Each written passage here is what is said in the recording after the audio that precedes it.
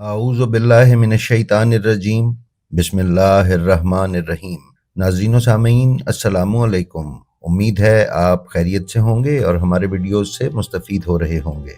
नाज़रीन, बिहारुल अनवार जिल्द 22 सफ़ा 273 पर हज़रत अली अलैहिस्सलाम का फरमान नकल किया गया है। जनाब अमीरुल मोमिनीन अलैहिस्सलाम फरमाते हैं, हम में से 7 शख्सियात ऐसी हैं जिनकी मानिंद अल्लाह ताला ने ज़मीन पर किसी को पैदा ना किया। रसूलुल्लाह का वसी, हसनैन करीमैन, हज़रत हमज़ा, हज़रत जाफ़र तैयार और इमाम मेहदी अलैहिस्सलाम। किताब बसाइरुद्दरजात सफ़ा 34 पर इमाम मोहम्मद बाकिर अलैहिस्सलाम से मरवी एक फरमान रकम किया गया है कि अर्श के सुतून पर लिखा है, हज़रत हमज़ा अल्लाह और उसके रसूल के शेर और सैयदुश्शुहदा हैं।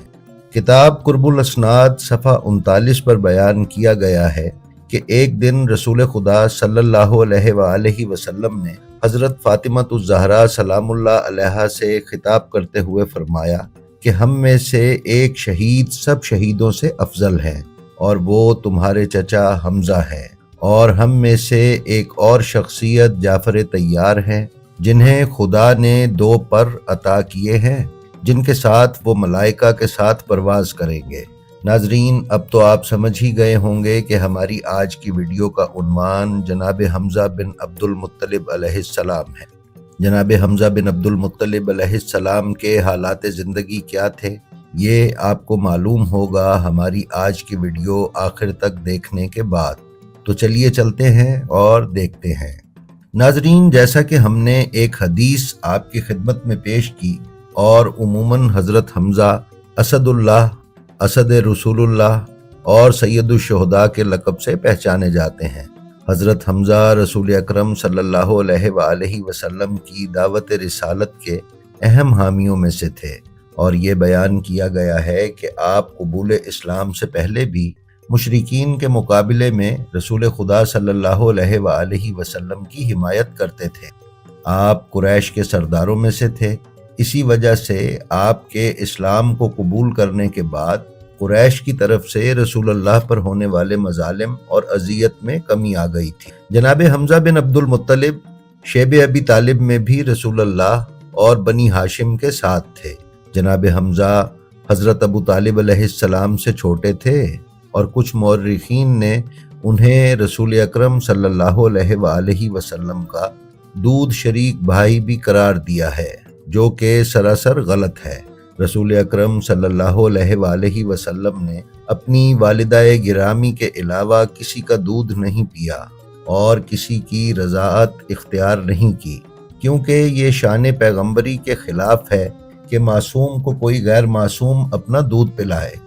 ताहम जनाब हमज़ा अलैहिस्सलाम के बारे में ये बयान किया गया है कि उनका रसूल अकरम से 2 या 4 साल का उम्र में फ़र्क था, यानी वो रसूल अकरम सल्लल्लाहु अलैहि वसल्लम से 2 या 4 साल बड़े थे, क्योंकि तारीखी कुतुब के मुताले से ये मिलता है कि आपकी विलादत आमुल फील से 2 साल या फिर 4 साल पहले हुई। रसूल अकरम सल्लल्लाहु अलैहि वसल्लम के साथ जनाब हमज़ा की एक रिश्तेदारी तो उनका रसूल अकरम का सगा चचा होना है, जबकि दूसरी रिश्तेदारी ये थी कि जनाब हमज़ा की वालिदा हाला बिनते वहब सरवर कायनात सल्लल्लाहु अलैहि वसल्लम की वालिदा हज़रत आमिना की चचाजाद बहन थीं।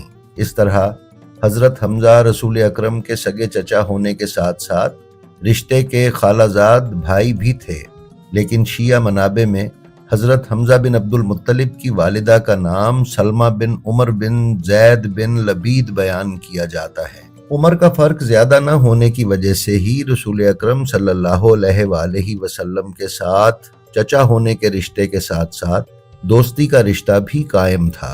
जनाब हमज़ा बिन अब्दुल मुत्तलिब की कुन्नियत अबू अम्मारा और अबू याला है, जो उनके बेटों अम्मारा और याला ही की वजह से जनाब हमज़ा अलैहिस्सलाम की कुन्नियत थी। नाजरीन, बलाज़री की किताब अल अंसाबुल अशराफ के मुताले से पता चलता है कि रसूल अकरम सल्लल्लाहु अलैहि वसल्लम के लिए हज़रत खदीजतुल कुबरा सलामुल्लाह अलैहा का रिश्ता मांगने की रस्म में भी हज़रत हमज़ा शामिल थे। گو کہ رسول اکرم صلی اللہ علیہ وآلہ وسلم کا نکاح حضرت ابو طالب علیہ السلام نے پڑھا، لیکن رشتہ مانگنے کی رسم میں جناب حمزہ کا نام بھی بیان کیا جاتا ہے۔ ناظرین، حضرت حمزہ جنگ فجار اور حلف الفضول میں بھی شریک تھے۔ آپ شمشیر زنی، سپاہ گری، پہلوانی اور شکار کے بے حد شوقین تھے، اور جب شکار کر کے واپس مدینہ تشریف لاتے تو سب سے پہلا کام یہ کرتے کہ خانہ کعبہ کا طواف کیا کرتے۔ ایک دن ابو جہل رسول اللہ صلی اللہ علیہ وآلہ وسلم کے سامنے آیا اور رسول اکرم کی شان میں نازیبہ الفاظ کہے۔ رسول اکرم صلی اللہ علیہ وآلہ وسلم نے ابو جہل کو جواب نہ دیا۔ اس واقعے کی گواہ ایک کنیز بھی تھی۔ کچھ دیر کے بعد حضرت حمزہ شکار سے واپس مدینہ آئے اور خانہ کعبہ کا طواف کر رہے تھے کہ اس کنیز نے اس واقعے کی اطلاع جناب حمزہ علیہ السلام کو دی۔ جناب حمزہ نے یہ سنا تو فوری طور پر ابو جہل کے قریب پہنچے، جو مسجد الحرام میں لوگوں کے ساتھ بیٹھا تھا۔ جناب حمزہ نے آگے بڑھ کر ابو جہل کے سر پر اپنی کمان ماری، جس سے اس کا سر پھٹ گیا اور وہ شدید زخمی اور بدحواس ہو گیا۔ جناب حمزہ نے اس سے کہا، تو محمد صلی اللہ علیہ وآلہ وسلم کی شان میں نازیبہ کلمات کہتا ہے؟ کیا تو نہیں جانتا کہ میں نے ان کا دین اختیار کیا ہے؟ وہ جو بھی کہیں گے میں بھی وہی کہتا ہوں۔ ناظرین، بنو مخزوم نے ابو جہل کی مدد کا ارادہ کیا تو ابو جہل خوفزدہ ہو گیا اور اس نے انہیں کہا کہ حمزہ کو جانے دو، میں نے ان کے بھتیجے کی شان میں گستاخی کی ہے۔ مورخین بتاتے ہیں کہ جناب حمزہ کا عوام میں یہ پہلی مرتبہ اظہار اسلام تھا۔ تاہم کلینی کی الکافی میں بیان کردہ امام سجاد علیہ السلام کی روایت کے مطابق مشرکین مکہ نے جب رسول اللہ صلی اللہ علیہ وآلہ وسلم کے سر پر اونٹنی کی آلائش پھینکی تو اس واقعے میں حضرت حمزہ کی غیرت ان کے اسلام لانے کا سبب بنی۔ بہرحال اس اظہار اسلام سے قریش کی رسول اکرم صلی اللہ علیہ وآلہ وسلم کے خلاف سازشوں میں کافی حد تک کمی واقع ہوئی۔ سید جعفر مرتضیٰ عاملی نے اپنی کتاب الصحیح من سیرت النبی الاعظم میں بیان کیا ہے کہ جناب حمزہ اسلام کے اس اظہار سے بہت پہلے سے ہی مسلمان تھے۔ یہ مسلمہ حقیقت ہے کہ رسول اللہ کے تمام اجداد اور حضرت عبد المطلب اور ان کے دیگر بیٹوں کی طرح حضرت حمزہ علیہ السلام نے بھی کبھی بتوں کی پرستش نہیں کی۔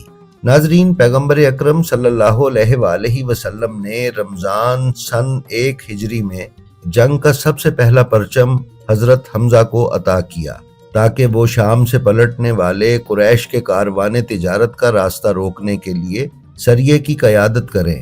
حضرت حمزہ مہاجرین کے 30 سواروں کے ہمراہ ساحل سمندر پر واقع ایس نامی علاقے تک آگے بڑھے اور وہاں انہیں ابو جہل کی سرکردگی میں 300 سواروں کا سامنا کرنا پڑا، لیکن مجدی بن عمر جہنی نامی شخص کے بیچ بچاؤ کی وجہ سے کوئی جھڑپ نہ ہوئی اور فریقین لڑے بغیر واپس چلے گئے۔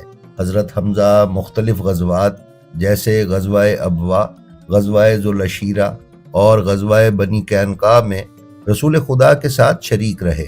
ناظرین، غزوہ بدر میں حضرت حمزہ سپاہ اسلام کی صف اول میں کھڑے تھے اور رسول خدا نے انہیں علی اور عبیدہ بن حارث بن عبد المطلب کو مشرکین کے چند سرغنوں کا مقابلہ کرنے کے لیے بھیجا۔ مختلف روایات کے مطابق عتبہ بن ربیعہ یا شیبہ حضرت حمزہ کے ساتھ دو بدو لڑائی میں مارے گئے۔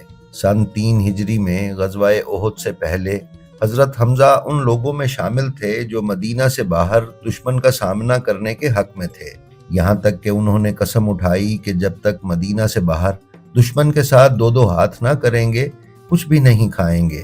وہ سپاہ اسلام کے قلب کے امیر تھے اور 2 تلواروں سے لڑ رہے تھے اور اس جنگ میں انہوں نے عدیم المثال شجاعت کے جوہر دکھائے۔ ناظرین، غزوہ احد 15 شوال سن 3 ہجری بمطابق 23 مارچ 625 عیسوی میں واقع ہوا اور اس جنگ میں حضرت حمزہ حارث بن عامر بن نوفل کی بیٹی کے غلام یا جبیر بن مطعم کے غلام وحشی بن حرب کے ہاتھوں شہید ہوئے۔ ایک روایت کے مطابق حارث کی بیٹی نے وحشی کو آزادی کا وعدہ دیا اور اسے حکم دیا کہ اس کے باپ کے بدلے کے طور پر جو جنگ بدر میں مارا گیا تھا حضرت محمد صلی اللہ علیہ وآلہ وسلم حضرت حمزہ یا حضرت علی علیہ السلام کو قتل کرے۔ ہندا جو ابو سفیان کی بیوی تھی، اس کا باپ، بھائی اور چچا وغیرہ غزوہ بدر میں مارے گئے تھے۔ اس کے بدلہ لینے کے محرکات کچھ زیادہ تھے۔ بعض روایات میں منقول ہے کہ ہند نے ابتدا ہی سے وحشی کو مال و دولت کا وعدہ دے کر اس کو اس جرم کے ارتکاب پر اکسایا تھا۔ ناظرین، ہندا نے نظر مانی تھی کہ حضرت حمزہ کا کلیجہ چبائے گی۔ وحشی نے ابتدا میں حضرت علی کے قتل کا وعدہ کیا، لیکن میدان میں جا کر اس نے حضرت حمزہ کو شہید کر دیا اور ان کا کلیجہ نکال کر ہندا کے حوالے کیا۔ ہندا نے اپنا لباس اور زیور وحشی کو دیا اور وعدہ دیا کہ مکہ پہنچ کر 10 دینار بطور انعام اس کو ادا کرے گی۔ بعد ازاں حضرت حمزہ کے جسم بے جان کے قریب آئی اور بدن کا مسلح کر دیا اور ان کے اعضائے جسمانی سے اپنے ہار، کنگن، بالیاں اور پازیب بنا لی اور انہیں حضرت حمزہ کے جگر کے ہمراہ مکہ لے گئی۔ سیرت ابن ہشام اور انساب الاشراف بلازری میں بیان کیا گیا ہے کہ معاویہ بن مغیرہ اور ابو سفیان نے بھی حضرت حمزہ کے بدن کا مسلح کیا یا اس پر چوٹیں لگائیں۔ حضرت حمزہ جنگ احد کے پہلے شہید تھے جن کی نماز جنازہ رسول اللہ صلی اللہ علیہ وآلہ وسلم نے پڑھائی، اور بعد ازاں شہداء کو باری باری لایا گیا اور حضرت حمزہ کے قریب رکھتے گئے، اور آپ نے ان شہداء اور حضرت حمزہ کی نماز جنازہ پڑھائی۔ یوں 70 مرتبہ حضرت حمزہ کی مستقل طور پر اور دیگر شہداء کے ساتھ نماز جنازہ پڑھائی گئی۔ حضرت حمزہ کو ان کی بہن صفیہ کے لائے ہوئے کپڑے کا کفن دیا گیا، کیونکہ مشرکین نے ان کے بدن کو بے لباس کر دیا تھا۔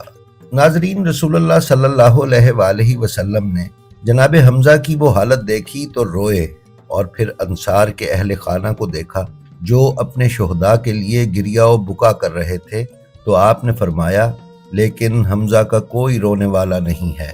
سعد بن معاذ نے آپ کی بات سن لی اور انصاری خواتین کو رسول خدا کے گھر کے دروازے پر لائے اور انہوں نے حضرت حمزہ کے لیے گریہ کیا۔